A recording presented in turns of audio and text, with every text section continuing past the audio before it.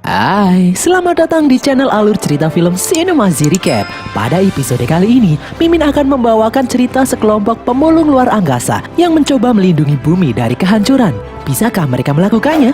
Film ini berjudul Space Sweepers yang rilis pada tahun 2021. Film ini disutradarai oleh Jo Sung Hye, dibintangi oleh Song Joong Ki, Kim Tae Ri, Jin Seon Kyu, dan nama-nama besar lainnya. Tidak usah berlama-lama lagi, langsung saja kita masuk ke dalam alur cerita film Space Sweeper. Semangka.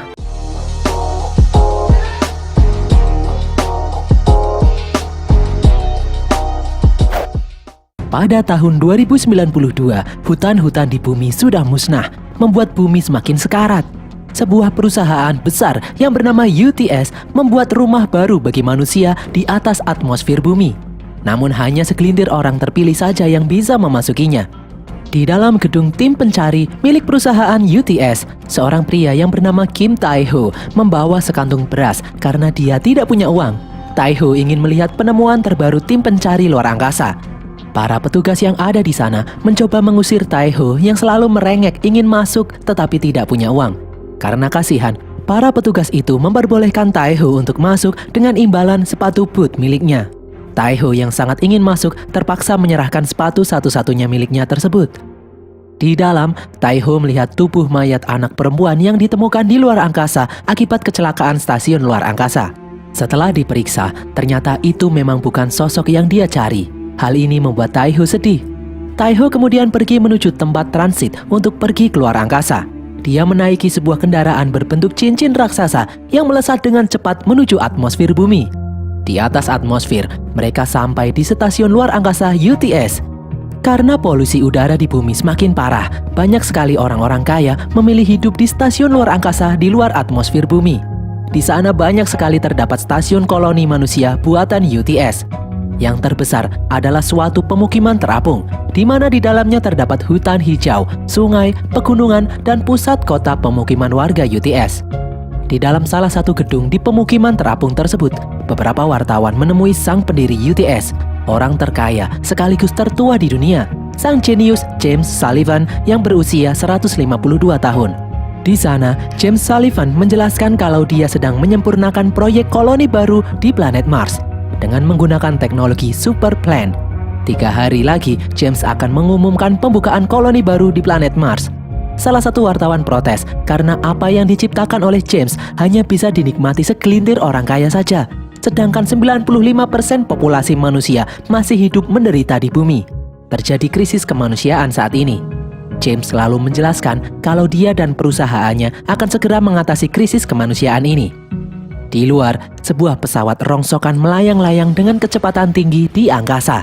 Beberapa pesawat mengejar benda itu dan menangkapnya. Mereka adalah para pemulung luar angkasa.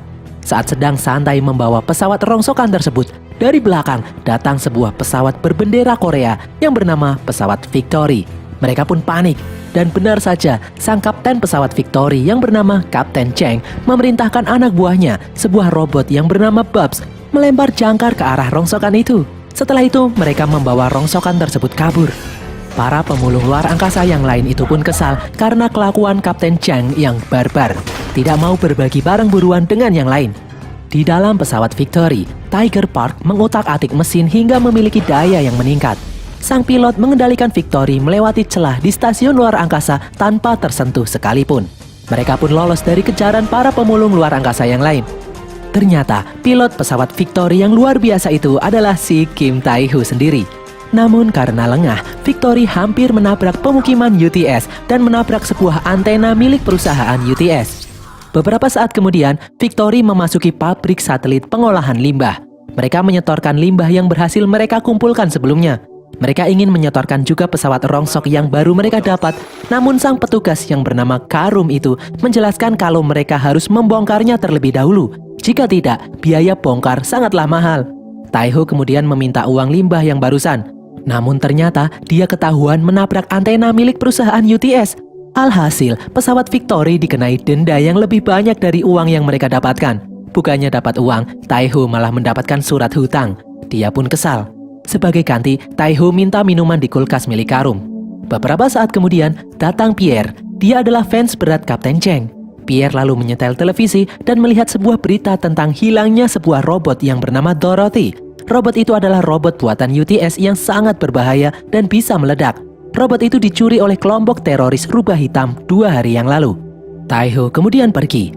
Di luar, dia mengais sampah dan menemukan sepasang sepatu bekas yang sangat jelek. Dia terpaksa memakainya daripada tidak memakai sepatu. Di dalam Victory, Kapten Cheng, Tai-ho, Park, dan Boobs bermain kartu. Berkali-kali Boobs menang dan membuat semua orang kesal dan mulai berkelahi. Sementara itu, Boobs menyimpan uang yang dia dapatkan ke dalam kotak. Keesokan harinya, mereka mencoba untuk membongkar pesawat rongsok yang sebelumnya mereka dapatkan. Mereka berhati-hati karena pesawat rongsok itu rusak setelah melewati zona Langrangian yang berisi miliaran nanobot super kuat pemakan besi. Tidak disangka saat mengutak-atik, mesin pesawat itu malah menyala. Tai-ho lalu memeriksa kapsul penyelamat pesawat tersebut. Di dalamnya, dia melihat sesuatu yang mengejutkan. Itu adalah sosok seorang anak kecil.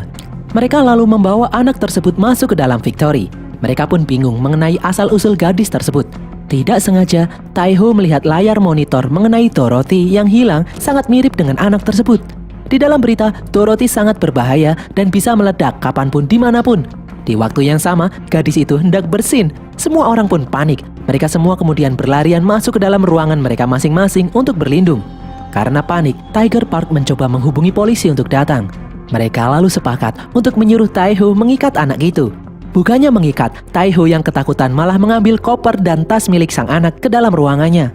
Dari dalam tas, dia melihat sebuah HP dan berkas dengan pemilik yang bernama Kang Hyun-woo. Kang Hyun-woo juga terlihat berusaha menelpon HP si anak berkali-kali. Melihat itu, Tai-ho lalu memiliki sebuah ide. Mereka berempat mampir di distrik pemukiman non-warga UTS dan meninggalkan Dorothy di dalam pesawat. Di sana, Dorothy melihat sebuah pohon yang mati. Dorothy lalu berjalan mendekatinya. Secara ajaib, benda-benda kecil bercahaya membuat pohon itu kembali hidup. Di dalam rumah makan, Park menjelaskan kalau dia sudah berusaha lapor polisi namun tidak ada jawaban. Di sini Tai-ho memiliki ide untuk menjual Dorothy pada pihak teroris rubah hitam karena mereka pasti sedang mencarinya saat ini. Karena jika diserahkan pada pihak polisi, mereka pasti tidak akan dapat imbalan. Tai-ho lalu mengutak-atik alat miliknya disambungkan dengan ponsel milik Dorothy untuk menghubungi nomor Kang Hyun-woo yang dia percaya anggota teroris rubah hitam. Dan berhasil, seseorang menjawab telepon tersebut. Tanpa basa-basi, Kang Hyun-woo menjanjikan uang imbalan $2 juta jika mereka menyerahkan Dorothy padanya. Tai-ho kemudian merencanakan pertemuan dengan Kang Hyun-woo di klub terapung sore ini. Mereka pun senang karena akan mendapatkan uang yang banyak. Ternyata percakapan mereka barusan berhasil disadap oleh James Sullivan, pendiri UTS. James kemudian menyuruh anak buahnya merebut Dorothy kembali. Di dalam pesawat, mereka bersiap-siap untuk pergi membawa Dorothy. Namun tiba-tiba seorang petugas polisi mendatangi pesawat Victory dan bermaksud memeriksanya karena dia mendapatkan laporan sebelumnya. Mereka pun panik. Saat polisi itu masuk, mereka bersikap seperti tidak terjadi apa-apa. Namun polisi itu mencurigai sesuatu. Dia pun memeriksa sebuah kamar di mana Dorothy berada. Tidak habis pikir, Tai-ho lalu mengambil uang dan mencoba menyuap si polisi. Kapten Cheng kemudian datang dan menyatakan kalau dia telah merekam kejadian itu. Dia mengancam akan melaporkan tindakan semena-mena dan pemerasan oleh oknum polisi tersebut. Kesal karena telah diancam, polisi itu kemudian pergi. Mereka pun segera pergi menuju klub terapung. Di dalam sangat ramai dan suara musik terdengar sangatlah keras.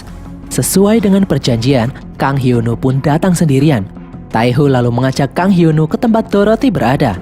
Sementara itu, di atas, beberapa pasukan penjaga telah mengincar gerak-gerik mereka.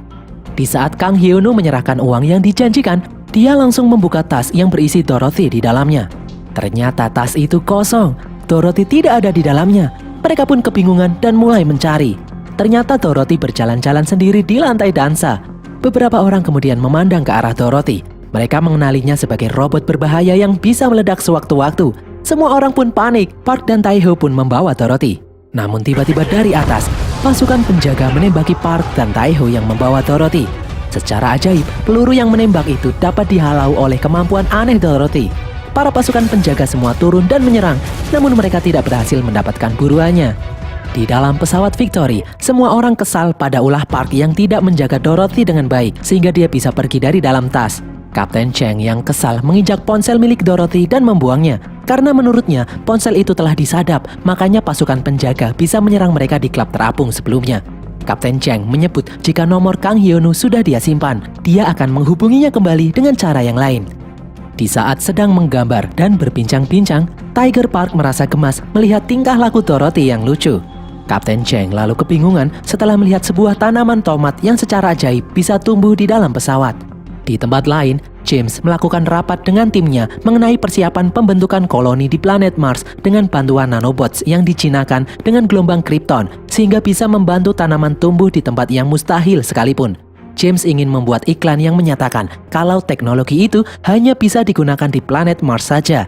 Salah satu anak buahnya memiliki ide untuk mengembangkannya di bumi, namun James bersikeras tidak ingin memberi harapan pada bumi. Dia hanya ingin menciptakan kehidupan baru di Mars saja.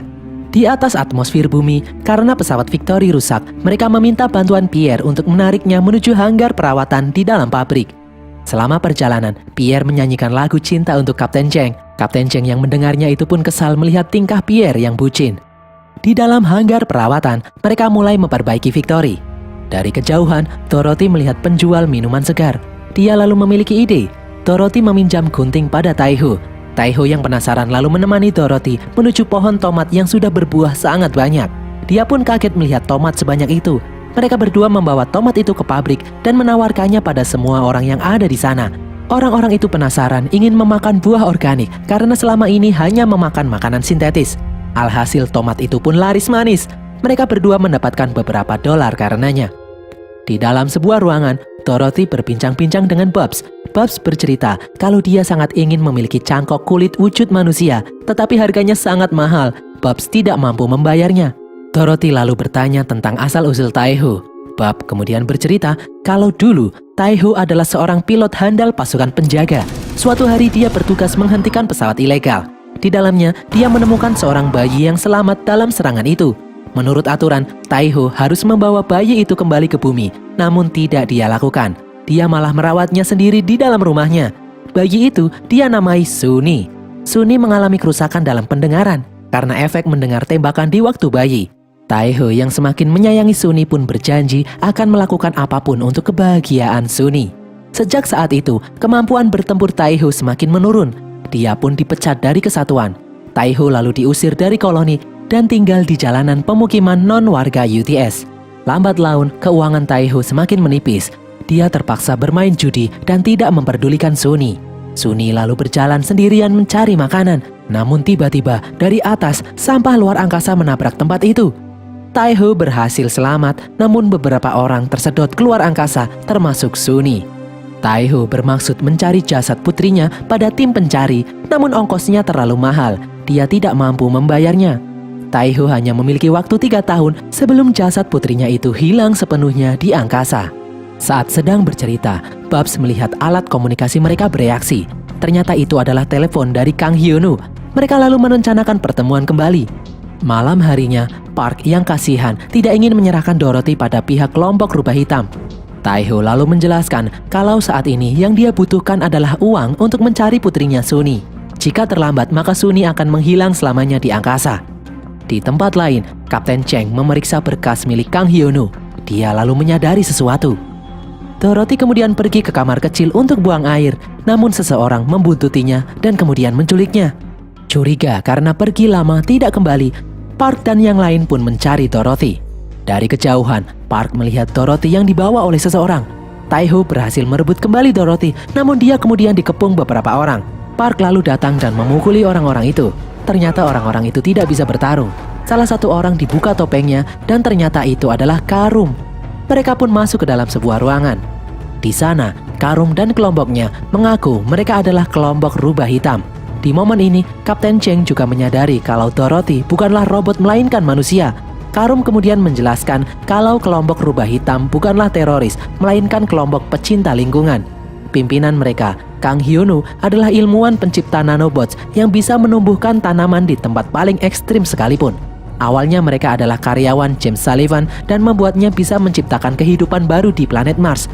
James melihat mereka sebagai ancaman jika menyebarluaskan penelitian tersebut untuk menghijaukan bumi kembali. James selalu menciptakan image mereka sebagai teroris di media massa. Dorothy adalah putri satu-satunya Kang Hyun-woo. Dia lahir memiliki penyakit bawaan yang langka. Karena hidupnya tidak bisa tertolong lagi, Kang Hyun-woo menyuntikkan nanobots yang sangat hebat yang telah diprogram menyelamatkan hidup Dorothy. Secara ajaib, Dorothy berhasil hidup kembali dengan normal dan memiliki keahlian lebih. Dorothy bisa memerintahkan nanobots di sekitarnya untuk melakukan apapun yang dia perintahkan, seperti membantu sebuah tanaman untuk tumbuh kembali. Semua media menyiarkan kebohongan James Sullivan bahwa bumi tidak memiliki harapan lagi, padahal nyatanya bumi bisa diselamatkan. Saat ini, Mars berhasil dihijaukan dan James Sullivan berniat menghapus semua data penelitian mengenai nanobots termasuk Dorothy dan semua kelompok rubah hitam. Beruntung Dorothy dilindungi oleh nanobots yang membuatnya tidak bisa dibunuh dengan mudah. Dorothy berhasil kabur. Nanobots hanya bisa dibunuh dengan gelombang kripton yang ada di dalam bom hidrogen. Kapten Cheng meneliti terdapat satu bom hidrogen di pusat pabrik pengolahan limbah. James pasti ingin meledakkan Dorothy di dalam pabrik itu dan membuat pabrik jatuh menabrak bumi, lalu membuat bumi hancur selama-lamanya. Akibat kejadian itu, 3 miliar nyawa manusia tidak berdosa akan musnah.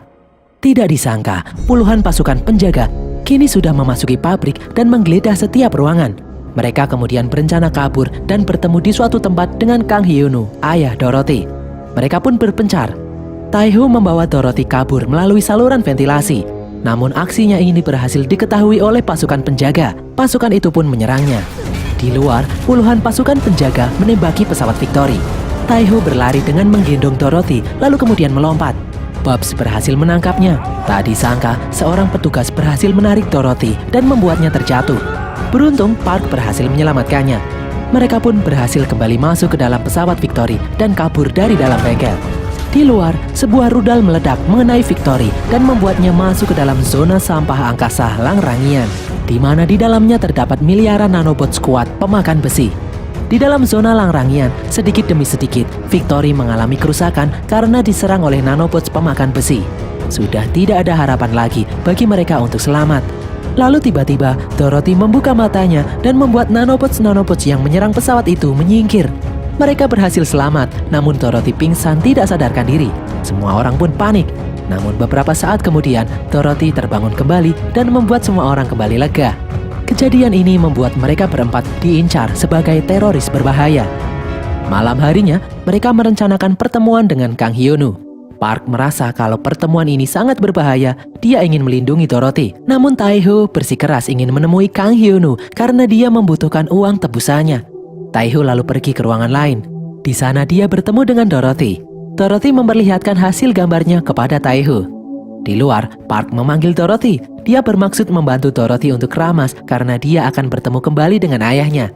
Namun Tae-ho menyebut kalau apa yang dilakukan oleh Park itu salah. Mereka berdua pun berkelahi.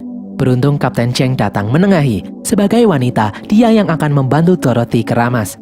Mereka pun sampai di tempat yang dijanjikan. Ternyata tempat itu adalah tempat di mana dulu Tae-ho kehilangan putrinya, Suni. Dari celah bangunan yang rusak, mereka pun masuk. Dorothy gembira karena akan bertemu dengan ayahnya. Dua pesawat itu pun bergabung dan para anggota kelompok rubah hitam termasuk Kang Hyun-woo masuk ke dalam pesawat Victory. Akhirnya dia bisa berkumpul kembali dengan putrinya, Dorothy. Dorothy sangat bahagia kembali bertemu dengan ayahnya. Dia bercerita kalau para anggota pesawat Victory telah merawatnya dengan baik selama ini. Ayahnya itu pun bahagia mendengarnya. Namun di balik jendela, Kapten Cheng melihat sesuatu yang janggal di luar sana. Ternyata benar, ranjau elektromagnet di sekitar mereka meledak dan mematikan semua peralatan elektronik termasuk Bubs. Beberapa saat kemudian, puluhan petugas penjaga masuk ke dalam pesawat dan menembaki semua anggota kelompok rubah hitam yang ada di sana. Pasukan itu menculik Dorothy. Tidak disangka, Kang Hyun-woo juga ditembak hingga tewas oleh pasukan penjaga tersebut. Namun para pasukan penjaga itu membiarkan awak pesawat Victory untuk hidup.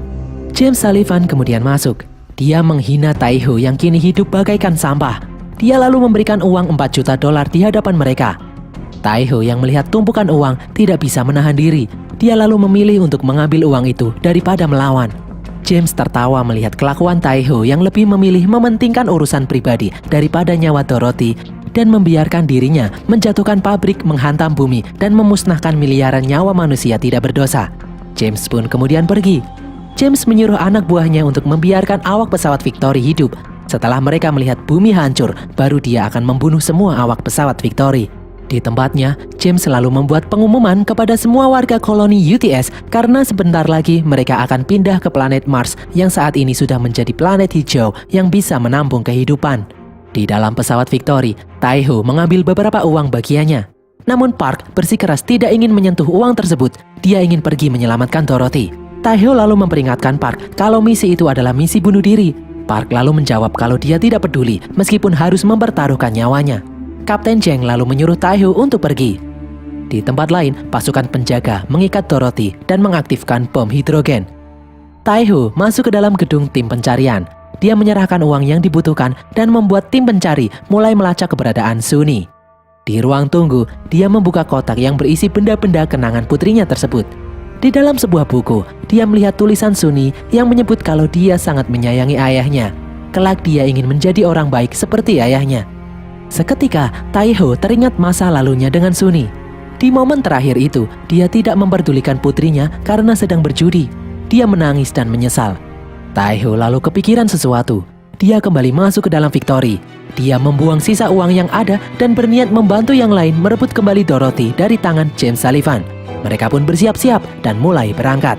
Dari belakang, mereka dikejar pasukan penjaga. Terjadi aksi kejar-kejaran. Babs selalu melompat dan menghancurkan pesawat musuh satu persatu menggunakan tombak.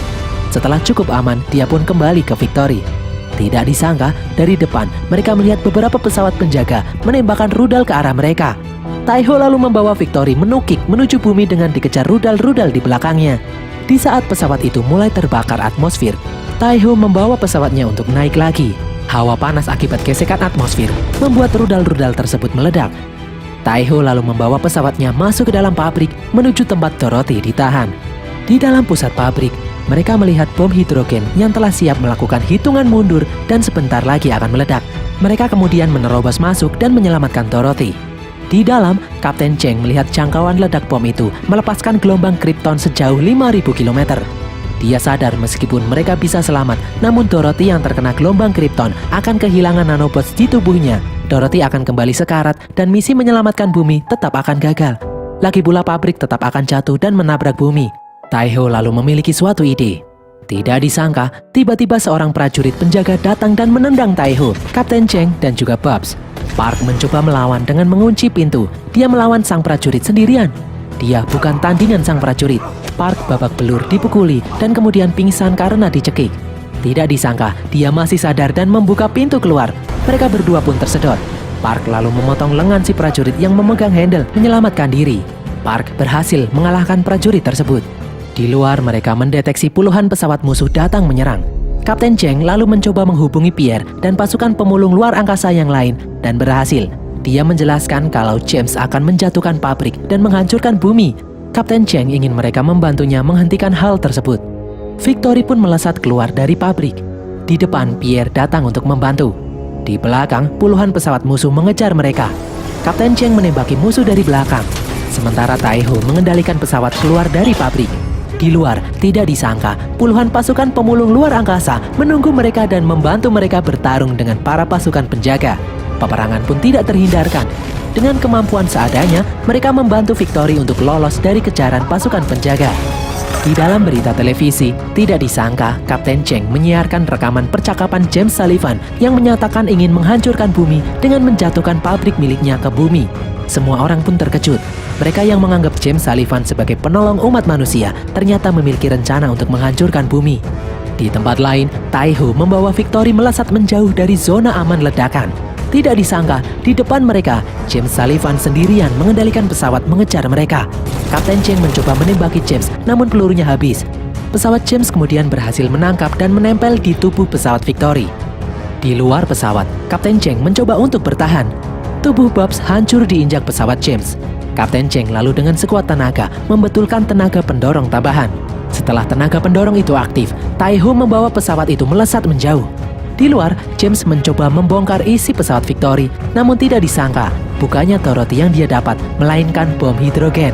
Ternyata Taiho dan yang lain membawa bom hidrogen di sana dan menitipkan Dorothy pada Pierre sebelum keluar dari pabrik. Setelah melewati radius 5.000 km, bom itu pun meledak. Ledakannya sangat dahsyat hingga terlihat dari jauh. Pabrik tidak jadi jatuh dan bumi pun selamat. Tidak disangka, ternyata Dorothy menggunakan kemampuannya memanggil nanobots pemakan besi zona Langrangian yang sangat kuat dan tidak terpengaruh gelombang Krypton. Para nanobots melindungi pesawat Victory. Taiho, Park, Kapten Cheng, dan Bubs pun berhasil selamat dari ledakan. Singkat cerita, UTS meminta maaf atas apa yang terjadi dan berjanji akan menggunakan teknologi nanobots mengembalikan bumi seperti semula dengan bantuan Dorothy. Dan Bubs kini memiliki tubuh manusia berbentuk gadis yang cantik jelita. Para tim pencari meminta bantuan nanobots di tubuh Dorothy mendeteksi lokasi keberadaan Sunny. Sinkronisasi pun dilakukan. Di depannya, Taiho melihat sosok Sunny di suatu tempat di luar angkasa. Taiho lalu masuk ke dalam alam bawah sadar dan bertemu dengan Sunny. Taiho memeluk Sunny untuk terakhir kalinya. Dia meminta maaf dan berterima kasih Sunny masih mau menemuinya saat ini. Sunny kemudian mengucapkan salam perpisahan terakhir pada ayahnya. Para awak pesawat Victory kemudian melanjutkan hidup sebagai pemulung luar angkasa. Mereka kini mengadopsi Sunny menjadi anak mereka, dan bumi pun bisa kembali hijau seperti semula. Seperti biasa, Victory selalu merebut rongsokan yang dikejar pemulung-pemulung luar angkasa lain. Dan berakhirlah alur cerita film Space Sweepers ini guys. Semoga kalian terhibur. Seperti biasa, jangan lupa follow semua media sosial kami. Tulis kritik dan saran kalian di kolom komentar. Dan sampai jumpa di konten kami berikutnya. Bye!